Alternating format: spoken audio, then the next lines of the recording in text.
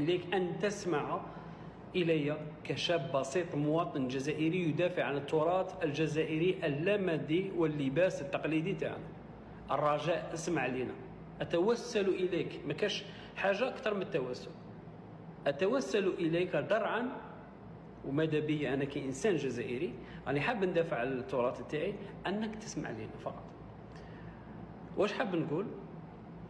التراث تاعنا حاليا راهي تسرق سرقة، يعني ناس راهي تسرق في التراث، راهي دير مهرجانات، راهي مدعمة من طرف يعني حتى الملك تاعها.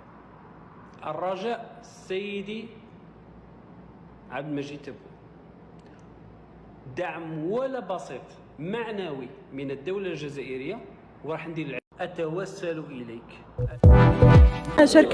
شاركنا بالبلوزه في بزاف ديال البلدان، يعني برا المغرب، اوروبيه وحتى عربيه، والحمد لله حتى المهرجان ما بقاش يعني غير محلي ولا وطني، كيجيو مصممين من برا كيشاركوا معنا. كاين مصمم دولي سميتو ديمتري بيتي فانسون اللي غادي يكون معنا بتصاميم جميله جدا افريقيه اوروبيه وجديه.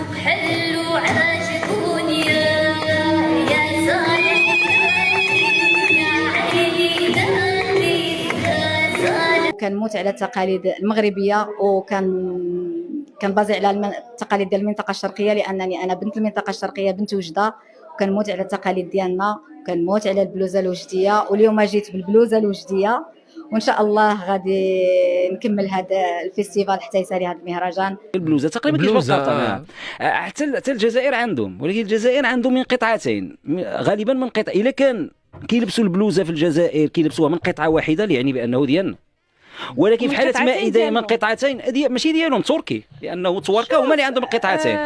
شفتي تقريبا كيشبه القفطان، هو كيشبه القفطان، هو كيكون من فوق عامر شويه. حنا كنسميوه كسوه وجديه. الكسوه الوجديه. شاركنا بالبلوزه.